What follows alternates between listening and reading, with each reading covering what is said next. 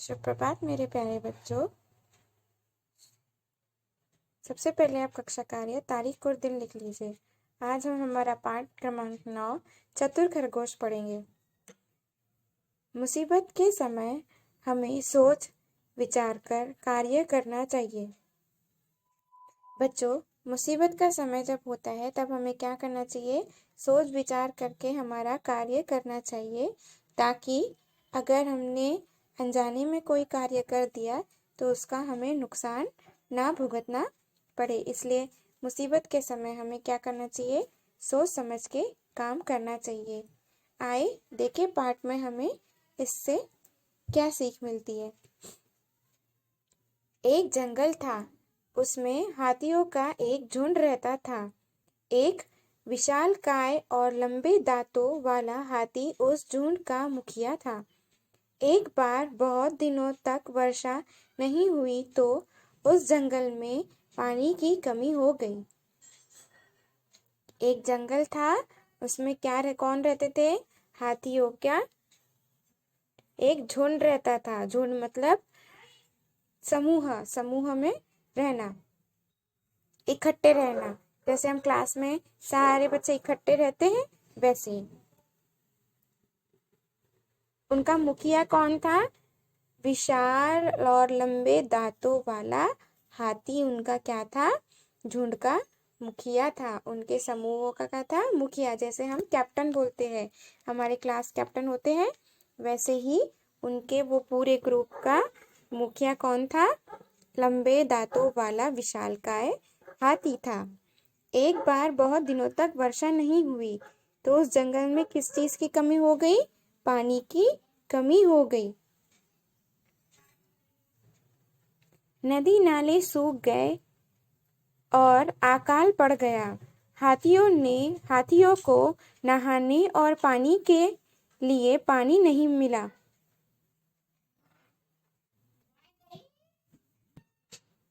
नदी नाले सूख गए थे और क्या पड़ गया था? अकाल पड़ गया था। मतलब जिस वर्ष पानी नहीं आता तो क्या सूखा पड़ जाता है, उसको कहते हैं अकाल पड़ गया था। अकाल कहते हैं। तो क्या हो गया था? अकाल पड़ गया था। हाथियों को नहाने के लिए भी पानी नहीं मिल रहा था और ना ही पीने के लिए।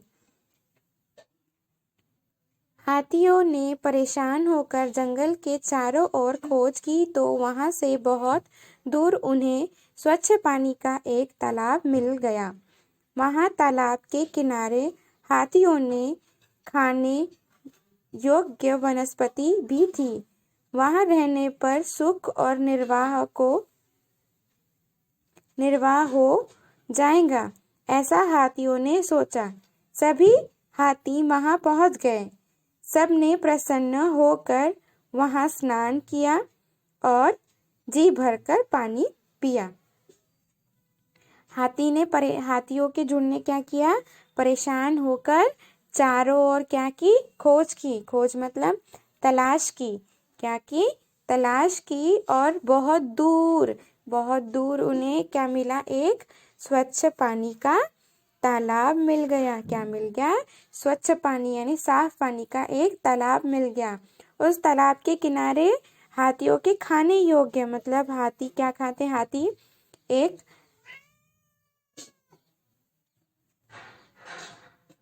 शाकाहारी प्राणी है, तो उसे उसके खाने योग्य क्या मिल गई? वनस्पतियां भी मिल गई। उन्होंने सोचा कि यहाँ सुख से निर्वाह मतलब जीने, सुख से जिया जा सकता है। निर्वाह मतलब बिताना, क्या? समय बिताना, यानी कि यहाँ सुख से समय बीत जाएगा, ऐसा हाथियों ने सोचा।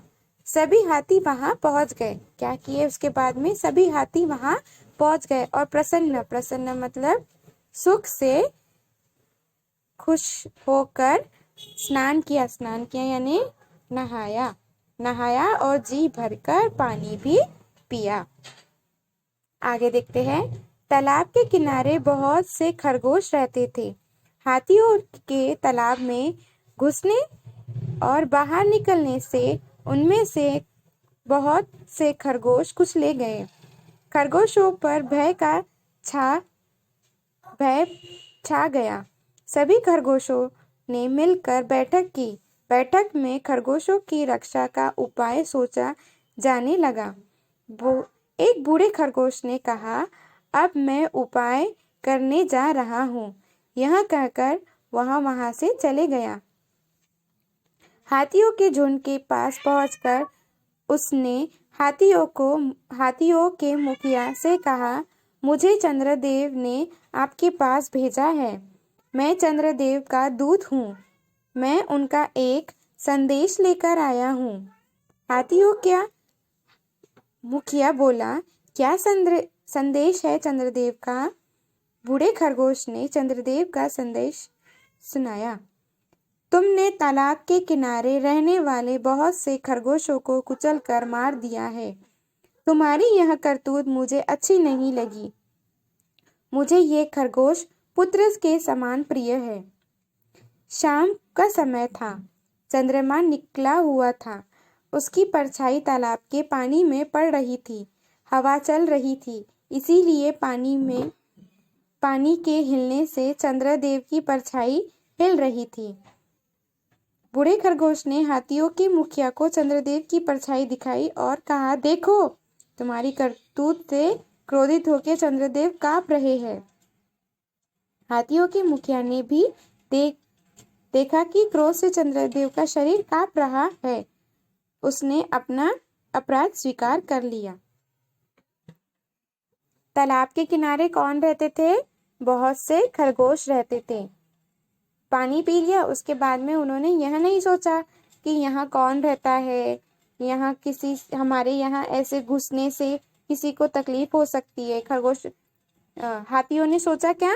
नहीं सोचा। तो वहाँ तालाब के किनारे कौन रहता था? बहुत से खरगोश रहते थे। तालाब में घुसने से और बार बार घुसने और बार बार बाहर निकलने से उनमें से क्या हुआ? बहुत से खरगोश क्या हुए? उनके पैरों तले कुचले गए और मारे गए। खरगोशों पे जब बहुत सारे खरगोश मर गए तो खरगोशों पे क्या हो गया? बाकी खरगोशों पे भय यानी डर का साया छा गया। सभी खरगोशों ने मिलकर क्या की? बैठक की। उन सब ने क्या की? मिलकर बैठक की और बैठक में खरगोशों ने अपने रक्षा की क्या सोची? उपाय सोचा यानी तरकीब सोचने लगे कि अब हम इन हाथियों से अपनी रक्षा कैसे करें।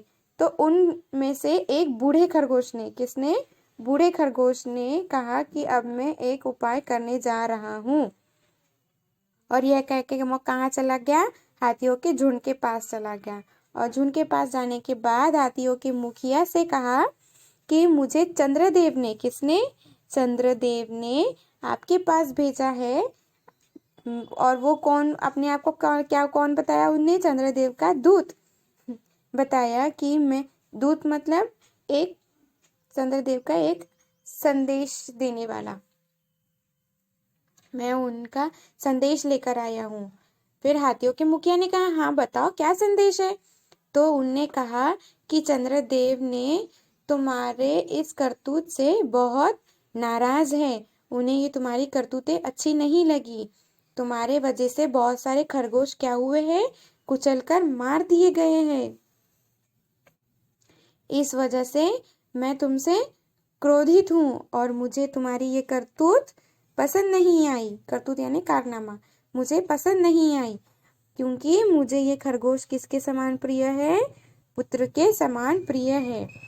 और उनने ये संदेश सुनाया और देखा कि शाम का समय था। तो रात में जब हमारा चंद्रदेव निकल जाता है, चंद्रमा निकला हुआ था और वो तालाब के किनारे चंद्रमा की क्या दिख रही थी? परछाई दिख रही थी। तो खरगोश ने उपाय लगाया और बोला कि देखो, चंद्रमा की परछाई तालाब में दिख रही है। वो और हवा के वजह से पानी में लहर चलती है ना, तो पानी में लहर चल रही थी। तो वो परछाई भी क्या हो रही थी? हिल रही थी। तो हाथी को इतना समझ में नहीं आया कि हवा की वजह से परछाई हिल रही थी। खरगोश ने उसी चीज का क्या करा?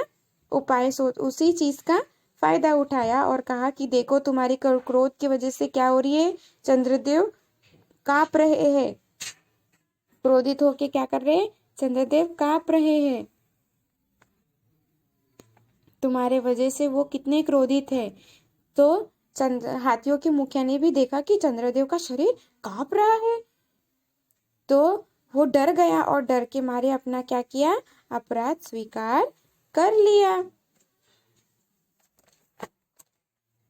तभी बूढ़े खरगोश ने कहा, चंद्रदेव की आज्ञा है कि तुम सब यह स्थान छोड़कर कहीं दूर चले जाओ। हाथियों के मुखिया ने चंद्रदेव को प्रणाम किया और क्षमा याचना भी की। फिर वहां अपने साथियों को साथ लेकर वहां से तुरंत चला गया। अपने बुद्धि के बल से बूढ़ा खरगोश अपने उद्देश्य में सफल हो गया।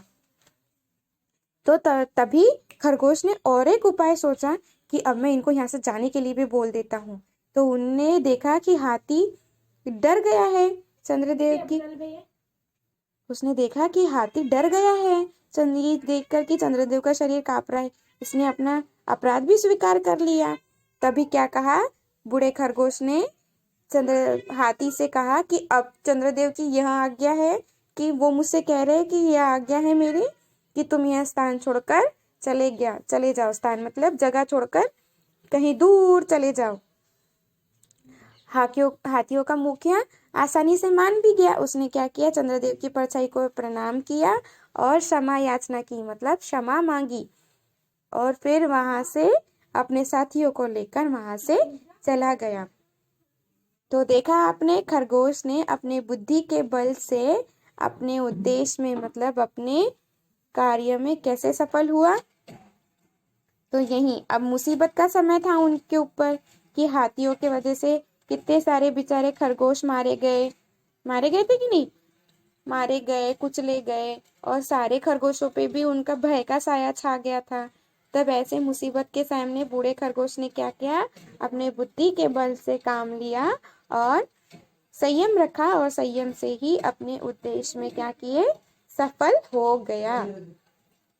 इस कहानी से हमें क्या सीख मिलती है? इस कहानी से हमें यह सीख मिलती है कि मुसीबत के टाइम हमें डरना नहीं चाहिए और हिम्मत से काम लेना चाहिए, और हमारे बुद्धि के बल से हमें सोच समझकर काम करना चाहिए।